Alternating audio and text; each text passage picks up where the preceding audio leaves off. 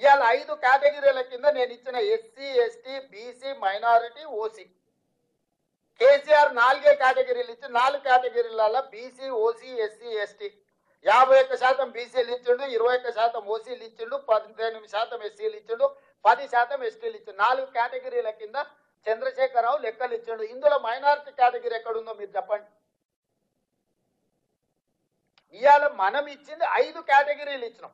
5 కేటగిరీలలో BC, OC, SC, ST, minority. మైనారిటీస్లలో ముస్లిం, హిందూ ప్రాక్టీసింగ్ వాళ్ళు ఉన్నారు, ముస్లిం ప్రాక్టీసింగ్ వాళ్ళు ఉన్నారు, ముస్లింలలో బీసీ ప్రాక్టీసింగ్ వాళ్ళు కూడా ఉన్నారు. ఇవాళ తుర్క చాకలి అని ఉన్నారు, తుర్క మంగలి అని ఉన్నారు, దూదేకుల అని ఉన్నారు. వీళ్ళందరూ ఏంటి ముస్లింలలో కూడా కటింగ్ చేసేటోళ్ళు ఉన్నారు, ముస్లింలలో కూడా బట్టలు ఉతికేటోళ్ళు ఉన్నారు, ముస్లింలలో కూడా దూదేకుల వాళ్ళు ఉన్నారు. నరేంద్ర మోడీ గారు ఒకసారి నరేంద్ర మోడీ గారు గతంలో ఆయన చెప్పింది చూపిస్తా. గుజరాత్ నే ముఖ్యమంత్రి ఉన్నప్పుడు 70 ముస్లిం కులాలను నేను బీసీలలో చేసిన, బీసీలకు కూడా ఇచ్చిన, నేను ప్రచారం చేసుకోలేదని 2022లో నరేంద్ర మోడీ గారు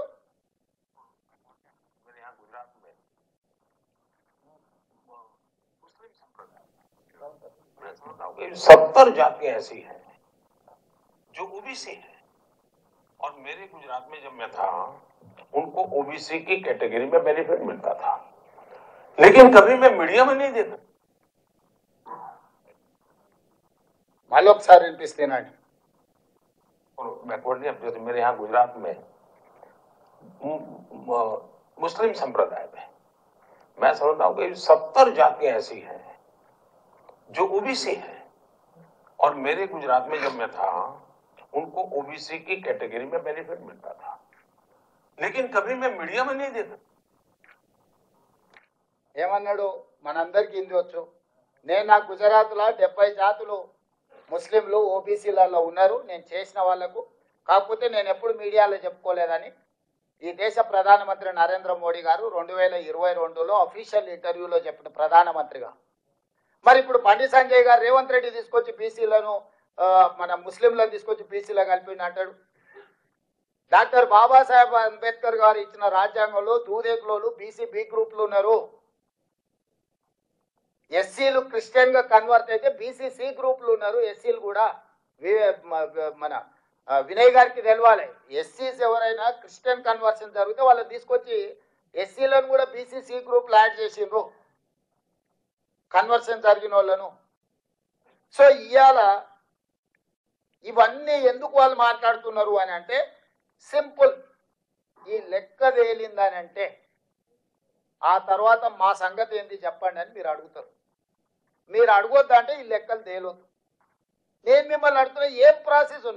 నేను చంద్రశేఖరరావుని అడిగినా, కిషన్ రెడ్డిని అడిగినా, బండి సంజయ్ని అడిగినా, లేకపోతే ఇతర నాయకులను అడుగుతున్నా, అయ్యా మేము ఒక ప్రక్రియ ద్వారా ఈ కులగణన మేము చేపట్టినము, ప్రతి మనిషి లెక్కలు వివరాలు సేకరించి వాళ్ళతో సంతకం తీసుకొని ప్రభుత్వం ఒక అఫీషియల్ డాక్యుమెంట్ ఇచ్చినాము.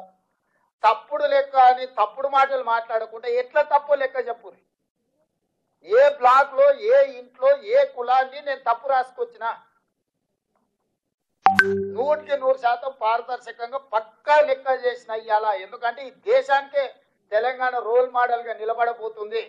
ఇవాళ ఇన్నేళ్ళైనా మండల్ కమిషన్ ని ఆయన ఎప్పుడో బీహార్ కు ముఖ్యమంత్రి ఉండే ఆనాడు 79లో మండల్ కమిషన్ ఈ రోజుకి ఆయన పేరు. మండల్ కమిషన్ అంటే ఒక వ్యక్తి పేరు. ఎందుకు ఈ రోజు వరకు మీరు మనందరం ఎవ్వరు మాట్లాడినా మండల్ కమిషన్ మండల్ పేరు తీసుకుంటున్నాం అంటే చరిత్రలో నిలిచిపోయే ఒక గొప్ప చారిత్రాత్మక సాహసోపేతమైన నిర్ణయము. ఈ రోజు రాహుల్ గాంధీ ఆదేశాల మేరకు మీరందరూ ఎన్నిక చేసి మీరందరూ అవకాశం ఇచ్చారు తెలంగాణ రాష్ట్రానికి నేను ముఖ్యమంత్రి అయినా. తెలంగాణ రాష్ట్రానికి ముఖ్యమంత్రి అవడం అనేది ఆషామాషి విషయం కాదు. నా జీవితంలో ఈ లెక్క చేస్తే రేపు భారతదేశంలో ఎవరైనా ఆనాడు తెలంగాణ రాష్ట్రంలో రేవంత్ రెడ్డి ముఖ్యమంత్రిగా ఉన్నప్పుడు బలైన వర్గాల లెక్క పక్కా తెలిసిండు. అది నరేంద్ర మోడీ రాహుల్ గాంధీ గారా లేకపోతే నేను ఇంకోరా చెప్పట్లేదు. ఎవరైనా ఈ దేశంలో ఒక నివేదిక గురించి చర్చించాలంటే తెలంగాణ రాష్ట్రం గురించి రేవంత్ రెడ్డి గురించి మాట్లాడాల్సిందే. ఇది చరిత్రలో నిలిచిపోయే చారిత్రాత్మకమైన సందర్భము. చరిత్రలో